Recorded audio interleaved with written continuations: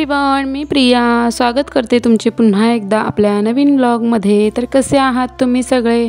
I hope तुम्ही सर्व मस्त आणि मजेतच असाल। तर बघा, सकाळची वेळ आहे, जरा मूड ऑफच होता माझा, कारण काव्याची तब्येत जरा बिघडले, त्याच्यामुळे मुलांचं तब्येत वगैरे काही बिघडलेली असली का मग आपल्याला आईवडिलांना म्हणजे असं जरा हेच होतं, पोटातच दुखतं तिच्या 2 दिवस झाले, तर तिलाच दवाखान्यात न्यायचं होतं। पण ती बोलत होती की मी शाळेतून आल्यावरच ने, कारण मग आता एक्झाम पण चालू होतील, त्याच्यामुळे मला सुट्टी पण घेता येणार नाही। मग अभ्यासक्रम तेवढाच लगेच मग एका दिवसाचं कमी होतं, तर म्हटलं तू जा शाळेत, जर तुला नाहीच बरं वाटलं तर मग टीचरांच्या फोनवरून फोन कर, मग मी येईन तुला घ्यायला। किंवा जेव्हा किचनमध्ये होते तेव्हा दोन्ही पण मुलं झोपलेली यावेळेला, तर मी किचनमध्ये हल्ली तिच्याच टिफिनची तयारी करत होते। तिच्याच आवडीचे बटाट्याचे पराठे बनवायचे होते मला, तर त्यासाठी बटाटे वगैरे उकडून मस्त असे मॅश करून घेतले आणि त्याच्यात जास्त काही करत राहिले नाही, म्हणजे सिंपलच असे पराठे तिला आवडतात। तरी पण थोडासा बारीक चिरलेला कांदा, कोथिंबीर, मिरची, अद्रक, लसूण ठेचून टाकलेलं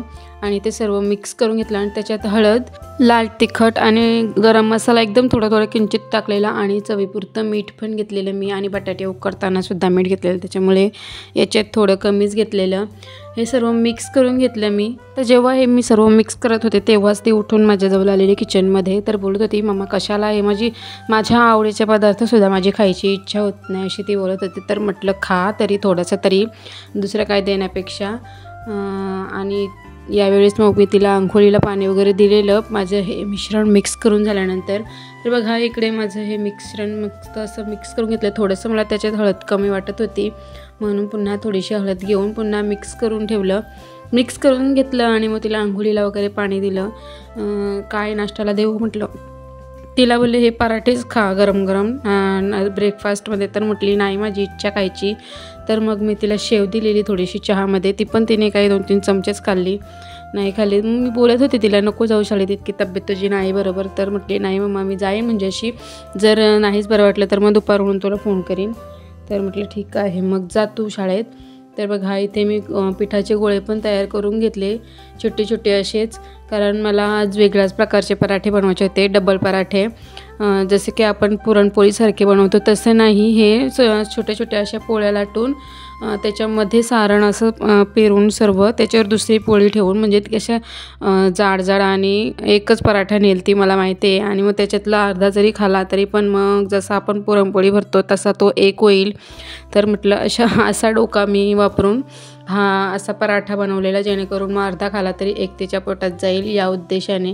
तर बघा, अशा प्रकारे तुम्ही पण बनवून बघा, आणि खूप छान टेस्टी लागतात ते, आणि त्याच्यात बटाट्याची भाजी पण भरपूर असते आणि त्याच्यामुळे टेस्टी पण लागतात हे पराठे। काव्याला मग मी हा एक पराठा दिला टिफिनमध्ये, आणि त्याच्यासोबत ती बोलली मला लोणचं दे थोडंसं आंब्याचं, त्याच्याने तिला थोडीशी तोंडाला चव येईल त्याच्यामुळे। तर बघा, काव्याने जरी नसेल खाल्लं तरी जियांशने खूपच आवडून खाल्ला हा पराठा। खूपच असा म्हणजे जास्त बटाटा वापरून केलं की मग मुलांना आवडतं, थोडासा असा पुरणपोळीसारखा केला की आपण त्याच्यात जास्त भरू शकत नाही, कारण कसे तेव्हा फाटतात वगैरे पराठे, आणि मग हे कसे डायरेक्ट मी पोळीवर सारण ठेवून पुन्हा दुसरी पोळी ठेवलेली, तर त्याच्यामुळे त्याच्यात भाजी पण भरपूर होती आणि मस्तच लागत होते।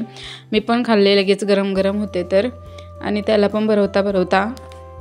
तर बघा, अशा पद्धतीने मी हे सर्व भरून त्याच्यावर थोडंसं पुन्हा लाटणं फिरवून घेतला, जेणेकरून मग ते जरा थोडंसं पातळ होईल, कारण जास्त जाड वाटत होतं, तुम्ही बघू शकता। तर अशा प्रकारे थोडंसं लाटणं फिरवून पॅनमध्ये थोडंसं तूप घेतलेलं मी, तुपाचा पण वास तिला, तूप म्हणजे पहिल्यापासून तिला आवडत नाही, तुपाचे आणि वेलचीचे पदार्थ तिला आवडत नाही असा तिचा आहे, आणि वेलची आणि तुपाशिवाय टेस्ट येत नाही। तर बघा, पराठेमध्ये काय आपण वेलची वापरत नाही, पण तुपामध्ये पराठे भाजल्यावर अजून टेस्टी लागतात। तर बघा, थोडंसं तूप घेतलेलं मी, अर्धा चम्मच, जेणेकरून तव्याला चिकटू नये म्हणून, आणि तेल नाही वापरला मी, खोकल्याचा पण जरा तिला वाटतंय म्हणून। तर बघा, अशा प्रकारे दोन्ही बाजूंनी मी मस्त असा पराठा हा खरपूस भाजून घेतला। हा पराठा डबल लेअरचा आहे, त्याच्यामुळे कमी गॅसवरच मी असा हळूहळू भाजून घेतलेला बघा, आणि हे डबल पराठे असल्यामुळे मस्त असे टमटमीत फुगलेले, जसे आपण पुरणपोळीसारखे सारण भरून करतो ते कसे असे लाटता मध्ये आपले फाटतात कधी कधी, तर त्याच्यामुळे जास्त असे फुगत नाही, पण हे मस्त पराठे असे फुगलेले तुम्ही जर कधी असे बनवले नसेल तर ट्राय करून बघा, खूप छान लागतात. आणि पूर्ण असे कडेकडेने भाजून घेतलेला मी हा पराठा बघा. जसे की तुम्हाला साईडला कच्चा वाटत असेल तर बघा, या तुम्ही पण मस्त असे डबल लेअरचे बटाट्याचे पराठे खायला. असं तर बघा, तिला विचारलं मी, तुला कशासोबत पराठा खायचा आहे, दही वगैरे काय? तर बोलली ती दही नको मला, लोणचं दे थोडंसं, आंब्याचं लोणच्यामुळे जरा तोंडाला माझ्या चव येईल. तर म्हटलं ठीक आहे, घे थोडंसं लोणचं. तर बघा, अशा प्रकारे आपले पराठे मस्त असे रेडी आहेत, टमटमीत फुगलेले.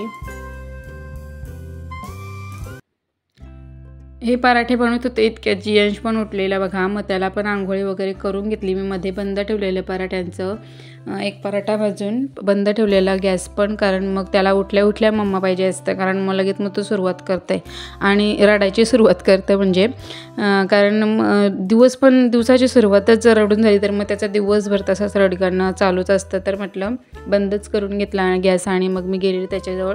तर येऊन मग पुन्हा हे दुसरे बटाट्याचे पराठे हे भाजून घेतले मी, लाटून अगोदरच ठेवलेले. तर बघा, अशा प्रकारे आपल्याला मल्टीटास्किंग मुलांमध्ये करायलाच लागतं. आणि बघू शकता तुम्ही किती छान असं सारण पण पूर्ण पराठा भरून आहे आणि मस्त दिसत होतं आणि खायला पण इतकंच टेस्टी होतं. पराठे वगैरे झाल्यानंतर बघा, जियांशी आंघोळी वगैरे आवरून झाली माझी. ते दोन्ही मुलांना शाळेतच पाठवायची तयारी चालू होती. त्याचे कपडे वगैरे घालून घेतले, पावडर तेल वगैरे.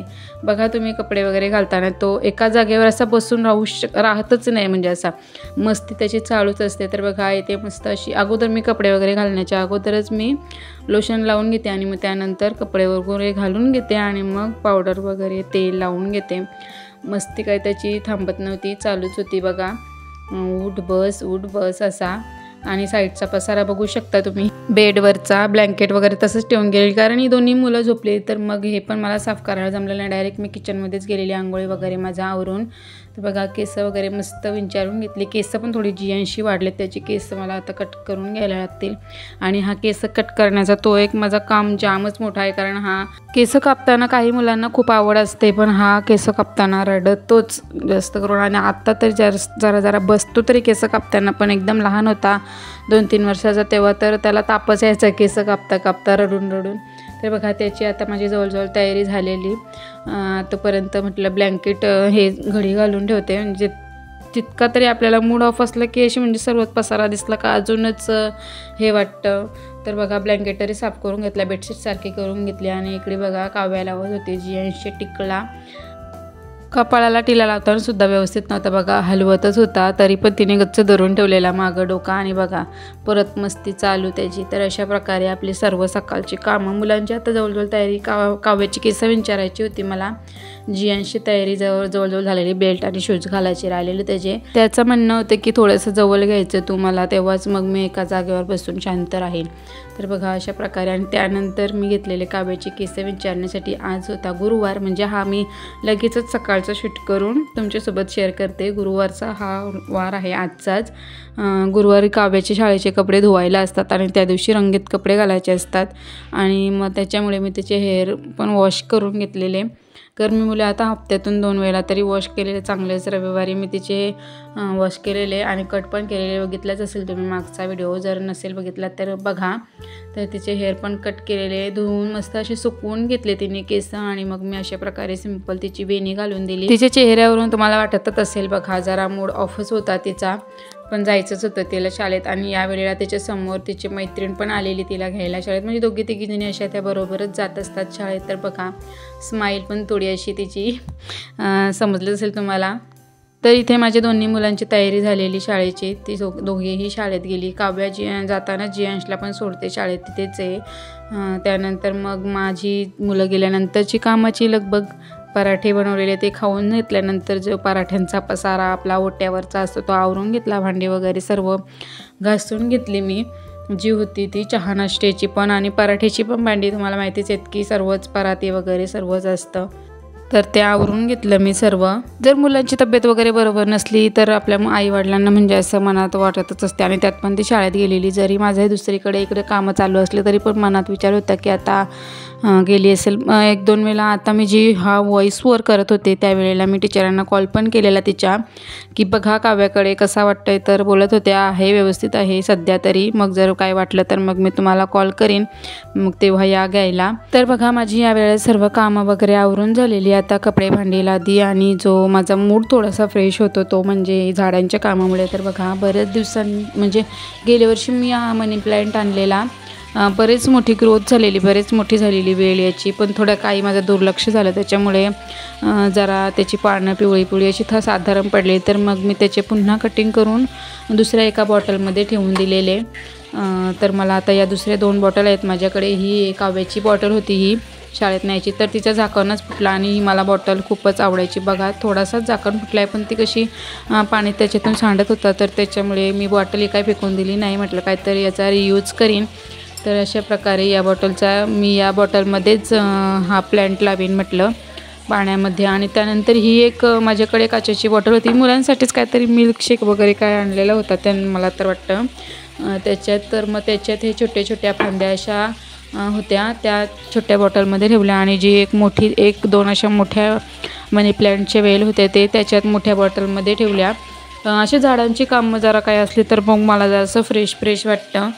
म्हणतात ना आवडीचं काम असलं म्हणजे झाडांचं किंवा कशाचं काम असं आवडीचं असलं की केलं की थोडंसं मन शांत होतं, जरा त्याच्यात मन रमतं. तर बघा किती छान ग्रीन ग्रीन असं वाटत होतं. आणि नंतर मग मी या जास्त करून मनी प्लॅन्टसाठी फिल्टरचंच पाणी वापरते, ज्याने त्याची ग्रोथ पण चांगली होते फिल्टरच्या पाण्याने, म्हणजे ॲक्वाच्याच पाण्याने. तर बघा याच पाण्याने मी बॉटल दोन्ही पण भरून घेतल्या आणि मग त्याच्यातच हे लावून घेतलं मी मनी प्लॅन्ट. पाण्याने पण चांगली ग्रोथ होते.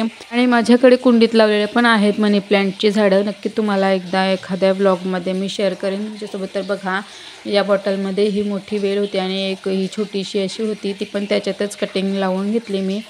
तर बघा आणि ह्या होत्या छोटे छोटे, जसं की मी तुम्हाला सांगितलं गेल्या वर्षी आणलेलं मी ही झाड आणि याची पानं काही निघालेली, तर हे पण छोटे छोटे कटिंग मी याच बॉटलमध्ये ठेवून दिल्या, जेणेकरून झालं तर झालं यांची पण काहीतरी वाढ थोडी टाकून देण्यापेक्षा. तर मग याच्यातच ठेवून दिले मी आणि 1-2 या छोट्या काचेच्या बॉटलमध्ये ठेवून दिले. तर बघा या 2 बॉटलचा आता मी विचार करत होते की मी कुठे ठेवू. आता ही छोटी काचेची बॉटल आहे ती माझा विचार होता की किचनमध्येच या विंडोमध्ये ठेवून देईन, म्हणजे किचनमध्ये आल्यावर जरा काम करता करता असं काही झाडं वगैरे दिसली तर मग थोडा पॉझिटिव्ह मन होतो, जरा पॉझिटिव्ह विचार येतात मनात झाडं बघून, असा फ्रेश फ्रेश वाटतं. तर बघा किती छान खिडकीला लुक आला लगेच. आणि ही बॉटल आता बघते हिचा कुठं ठेवायचं तो. आणि ही बघा ही जी बेसिनमध्ये बॉटल दिसते या बॉटलमध्येच मी या सर्व कटिंग ठेवलेल्या. आता ही या बॉटलचा पण ही पण काव्याची बॉटल होती, पण तिचा पण झाकण फुटलेला, तिचे झाकणच कसे फुटतात मला तेच काही समजत नाही. तर बघा ह्या बॉटलमध्ये ठेवलेले. आणि ही बॉटल मी एक ठेवली माझ्या बेडरूमच्या खिडकीमध्ये, बघू शकता तुम्ही, इथेच लावून ठेवलेलं मी कटिंग जेव्हा अगोदर ठेवलेल्या बॉटलमध्ये ते. आणि हे आहे जे तुम्ही बघितलेच असेल की मी हे नर्सरीमधून एक झाड आणलेलं छोटे छोटे फुलांचं आहे, त्याची पण छान ग्रोथ आहे, म्हणजे असं एखादा पण झालं नाही अजून, जवळजवळ 1-1.5 महिना झाले असेल, पण फुलं त्याची एकतरी फुलं आहेच, एकदम असा खाली असं झाड झालाच नाही. आता थोडेसे त्याला अजून छोटे छोटे कळ्या दाखवते मी तुम्हाला आलेल्या आहेत. तर बघा अशा प्रकारे इतकी ही सर्व कामं करता करता आई बाबा पण आलेली मल्यावरून उन्हातून, तर म्हटलं काहीतरी लिंबू सरबत वगैरे करावं, तर त्यांच्यासाठी मग केले लिंबू सरबत. आणि मी पण आई बाबा आणि माझ्यासाठी लिंबू सरबत बनवलं. आता जसा उन्हाळा चालू झाला तशी मग आपण जास्त करून पाणीच पितो आणि मग पाणी पिलं की त्याच्यामुळे दुपारचं जेवण वगैरे आपल्याला जास्त काही जात नाही, म्हणून मी जास्त करून आता लिंबू सरबतच बनवून ठेवते, म्हणजे मल्यावरून आल्यानंतर डायरेक्ट लिंबू सरबत थोडंसं असं पिलं की जरा त्याच्यामुळे तहान आपली शांत होते आणि मग पाणी जरा कमी पितो आपण आणि मग जेवण वगैरे व्यवस्थित जातं. तर बघा बाबांना दिला मी लिंबू सरबत आणि त्यानंतर आई गेलेल्या बाहेर, बघा ज्या शेतातून आमचे जे वाळ पेरले तिथून शेंगा आणलेल्या बघा उन्हात ठेवलेल्या. अजून इतका काही ऊन आला नव्हता, म्हणजे साईडला घर आहे त्याच्यामुळे सावली होती, पण यानंतर इथे मस्त ऊन येतो, तर तिथे या वालाच्या शेंगा ठेवलेल्या आईने उन्हात पेरून, जसं की सुकल्यावर मग त्यांचे वाल काढता येतील. आणि त्यानंतर बघा आईंना पण दिलं मी लिंबू सरबत. आणि इकडे मी हे डाळीचे पापडसुद्धा सुकत ठेवलेले, जे की थोडंसं ऊन द्यावं म्हटलं. तर बघा व्हिडिओ इथेच आता एंड करते मी. कसा वाटला तुम्हाला माझा आजचा व्हिडिओ? आवडल्यास व्हिडिओला लाईक आणि चॅनलला सबस्क्राईब करायला विसरू नका. Bye bye.